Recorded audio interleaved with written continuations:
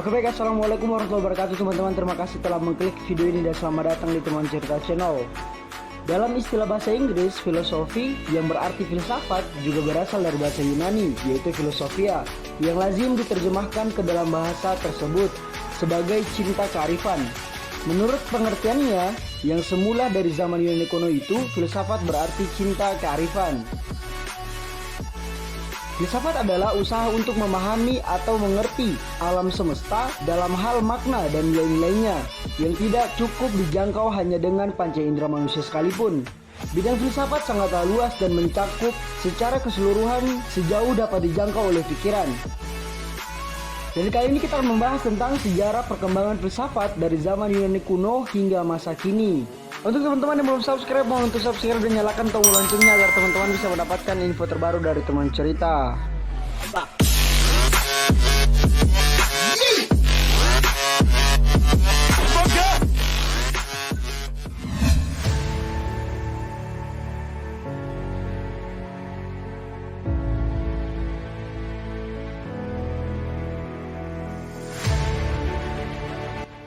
Filsafat berusaha untuk menjawab pertanyaan-pertanyaan tentang asal mula dan sifat dasar alam semesta, tempat manusia hidup, serta apa yang merupakan tujuan hidupnya.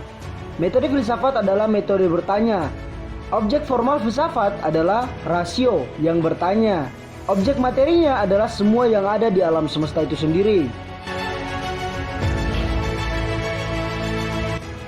Sejarah dan perkembangan filsafat tidak akan pernah habis untuk dibahas. Dalam perkembangannya, filsafat berkembang melalui beberapa zaman, yaitu diawali dari zaman Yunani kuno, zaman kegelapan pada abad 12 sampai 13 Masehi, zaman pencerahan pada abad ke-14 sampai 15 Masehi, zaman awal modern dan modern pada abad 16 sampai 18 Masehi, dan zaman postmodern pada abad ke-18 sampai 19 Masehi hingga saat ini.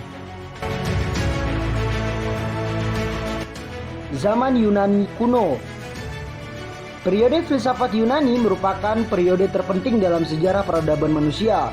Hal ini disebabkan karena pada saat itu terjadi perubahan pola pikir mitosentris, yaitu pola pikir yang sangat mengandalkan mitos untuk menjelaskan fenomena alam. Gempa bumi bukanlah suatu fenomena biasa, melainkan suatu fenomena di mana dewa bumi yang sedang menggoyangkan kepalanya.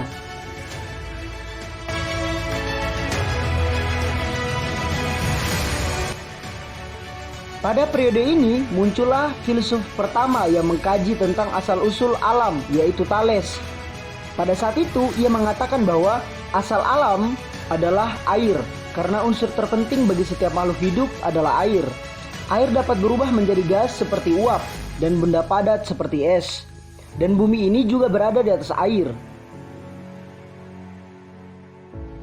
Sedangkan Heraklitos berpendapat bahwa segala yang ada selalu berubah dan menjadi. Ia mempercayai bahwa asas yang pertama dari alam semesta adalah api. Api dianggapnya sebagai lambang perubahan dan kesatuan. Api mempunyai sifat memusnahkan segala yang ada dan mengubah sesuatu tersebut menjadi abu atau asap. Sehingga Heraklitos menyimpulkan bahwa yang mendasar dalam alam semesta ini adalah bukan bahannya, melainkan aktor atau penyebabnya, yaitu api. Selain Heraklitos, ada pula Parmenides. Parmenides lahir di kota Elia. Ia merupakan ahli filsuf yang pertama kali memikirkan tentang hakikat tentang ada. Menurut pendapat Parmenides, apa yang disebut sebagai realitas adalah bukan gerak atau perubahan. Yang ada itu ada, yang ada dapat hilang menjadi ada. Yang tidak ada adalah tidak ada sehingga tidak ada dipikirkan. Yang dapat dipikirkan hanyalah yang ada saja. Yang tidak ada tidak dapat dipikirkan. Dengan demikian, yang ada itu satu, umum, tetap dan tidak dapat dibagi-bagi karena membagi yang ada akan menimbulkan atau melahirkan banyak yang ada. Dan itu tidak mungkin.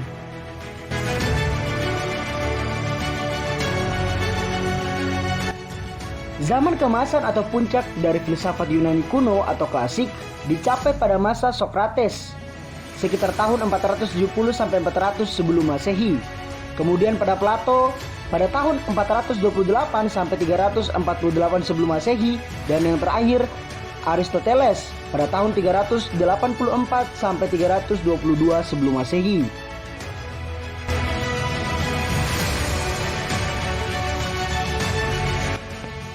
Sokrates adalah seorang guru. Setiap kali Sokrates mengajarkan pengetahuannya, Sokrates tidak pernah memungut biaya atau bayaran kepada murid-muridnya.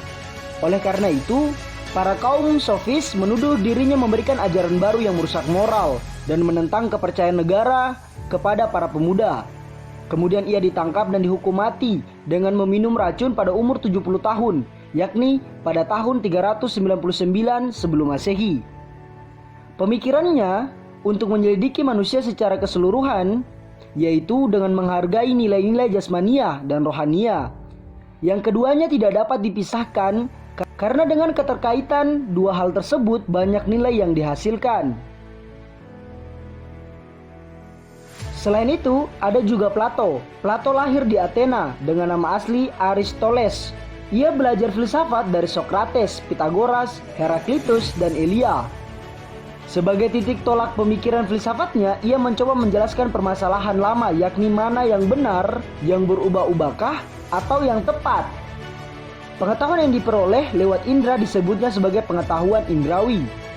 Sedangkan pengetahuan yang diperoleh lewat akal disebutnya sebagai pengetahuan akal. Plato menerangkan bahwa manusia itu sesungguhnya berada dalam dua alam, yaitu alam pengalaman yang bersifat tidak tetap dan alam ide yang bersifat tetap. Alam yang sesungguhnya yaitu alam realitas atau alam ide. Menurut Plato, ada beberapa masalah bagi manusia yang tidak pantas jika manusia tidak mengetahuinya. Masalah-masalah tersebut adalah: yang pertama, manusia itu mempunyai Tuhan sebagai penciptanya. Yang kedua, manusia itu mengetahui segala sesuatu yang diperbuat manusia. Yang ketiga, Tuhan hanya dapat diketahui dengan cara negatif, tidak ada ayat, tidak ada anak, dan lain-lain. Yang keempat, Tuhanlah yang menjadikan alam ini dari tidak mempunyai peraturan menjadi mempunyai peraturan. Sebagai puncak pemikiran filsafatnya adalah pemikiran tentang negara yang tertera dalam Polites dan Nomoi. Konsepnya mengenai etika sama seperti Sokrates, yakni tujuan hidup manusia adalah hidup yang baik. Menurut Plato, dalam negara yang ideal terdapat 3 golongan. Yang pertama, golongan yang tertinggi, dalam artian para pejabat dan para filsuf. Golongan yang kedua yaitu golongan pembantu. Dalam hal ini ada prajurit yang bertugas untuk menjaga keamanan negara. Dan golongan yang terakhir yaitu golongan rakyat biasa, yang di dalamnya terdapat petani, pedagang, dan lain-lain. Plato mengemukakan bahwa tugas seorang negarawan adalah menciptakan keselarasan semua keahlian dalam negara, sehingga mewujudkan keseluruhan yang harmonis. Apabila suatu negara telah mempunyai undang-undang dasar, maka bentuk pemerintahan yang tepat adalah monarki. Sementara itu, apabila suatu negara belum mempunyai undang-undang dasar, bentuk pemerintahan yang paling tepat adalah demokrasi. Filsafat Plato dikenal sebagai idealisme. Dalam hal ajarannya bahwa kenyataan itu tidak lain adalah proyeksi atau bayang-bayang. Bayangan dari suatu dunia ide yang abadi belaka. Dan oleh karena itu, yang ada nyata adalah ide. Karya-karya lainnya dari Plato sangat dalam dan luas, meliputi logika, epistemologi, antropologi, metafisika, teologi, etika, estetika, politik, ontologi, dan filsafat alam. Sedangkan Aristoteles sebagai murid Plato dalam banyak hal sering tidak setuju dan berlawanan dengan apa yang diperoleh dari gurunya Plato. Aristoteles sendiri lahir di Stagheria, Yunani Utara pada tahun 384 sebelum Masehi. Bagi Aristoteles, ide bukanlah terletak dalam dunia abadi sebagaimana yang dikemukakan oleh Plato, tetapi justru terletak pada kenyataan atau benda-benda itu sendiri. Setiap benda mempunyai 2 unsur yang tidak mungkin dipisahkan, yaitu materi dan bentuk. Lebih jauh lagi, bahkan dikatakan bahwa ide tidak dapat dilepaskan atau dikatakan tanpa materi. Sedangkan presentasi materi mestilah dengan bentuk. Dengan demikian, maka bentuk-bentuk bertindak di dalam materi. Artinya, bentuk memberikan kenyataan kepada materi dan sekaligus adalah tujuan dari materi.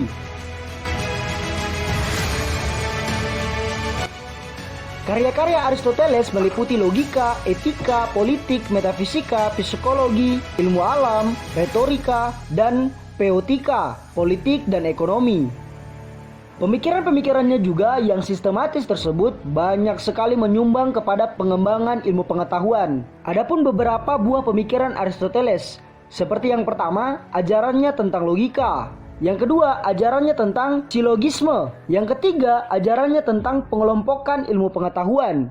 Yang keempat, ajarannya tentang potensia dan dinamika. Yang kelima, ajarannya tentang pengenalan. Yang keenam, ajarannya tentang etika. Dan yang terakhir, ajarannya tentang negara.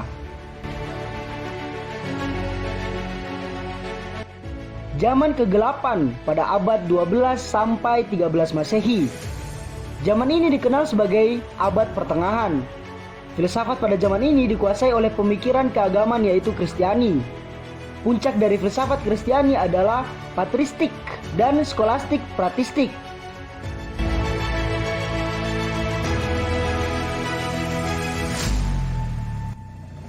Skolastik patristik dibagi menjadi dua, yaitu patristik Yunani atau patristik Timur dan patristik Latin atau patristik Barat. Tokoh-tokoh patristik Yunani antara lain Clemens dari Alexandria dan Origenes. Sedangkan tokoh-tokoh dari patristik Latin antara lain Hilarius, Ambrosius, dan Agustinus. Ajaran dari para bapak gereja ini adalah filsafat teologis. Ajaran ini ingin memperlihatkan bahwa iman sesuai dengan pemikiran-pemikiran paling dalam dari manusia. Ajaran-ajaran ini banyak pengaruh dari Plotinus.